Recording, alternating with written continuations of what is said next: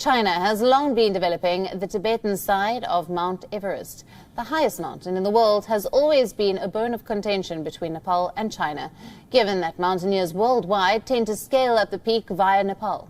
But today, the Chinese establishment seemed to taste the waters as far as Mount Everest was concerned. A now deleted tweet stands at the center of the story. After having largely controlled the spread of the virus, some say China is back to its usual business of territorial aggression. And this time it is not staking a claim on Indian territories or some island in the South China Sea. It is the highest mountain peak in the world, which China is setting its eyes on and has set its eyes on for quite some time. A tweet put up by CGTN, China's official news agency, says Mount Langma, also known as Mount Everest, is in the Tibet Autonomous Region in China. The tweet was put up on the 2nd of May. It gained traction on social media on the 9th of May.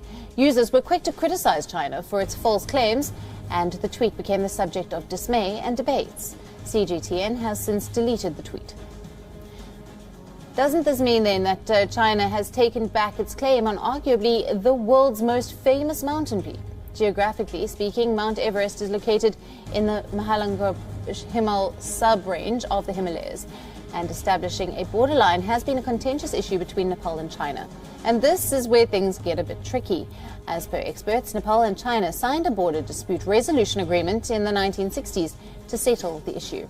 According to the treaty, it was decided that Mount Everest will be divided. The southern part of the mountain belongs to Nepal, and the northern part of the mountain belongs to Tibet Autonomous Region. Now, China's claim over Tibet in itself a matter of debate, and now this blatant tweet by China claiming the Mount Everest solely as its own has added a new spark to the already heated argument.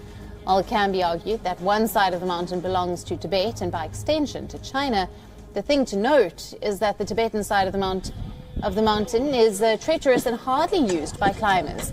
The majority of tourism and expeditions to the peak take place from the Nepal side, using the means and technology developed by Nepal. Experts say that these acts by China are nothing new. It's another attempt by China to consolidate its claims on Tibet and Everest. China is known to tread on fine lines, and its silent aggression is a commonality in the current world order. It has often taken unfair advantage of the rough terrains in the Himalayas and the seamless borders in the seas to extend its territories inch by inch. China has often published maps showing Arunachal Pradesh as its own territory. While there might be a second opinion on the nationality of Mount Everest, it's an internationally recognized fact that Arunachal Pradesh is a part of the Indian Union. Lately, China has also extended claims to unnamed and remote islands in the South China Sea. Now, this latest tweet is just another reflection of China's ever-growing ambitions. Netizens were quick to bash the tweet. Some simply stated that Mount Everest is in Nepal and not China, while others called upon China to stop spreading fake news.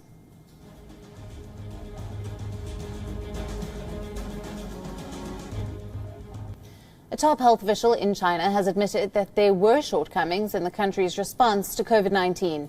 This rare admission comes at a time when multiple countries have blamed Beijing for downplaying the intensity of the outbreak. According to Li Bin, the deputy director of China's Health Commission, the outbreak revealed drawbacks in China's pandemic prevention and control system.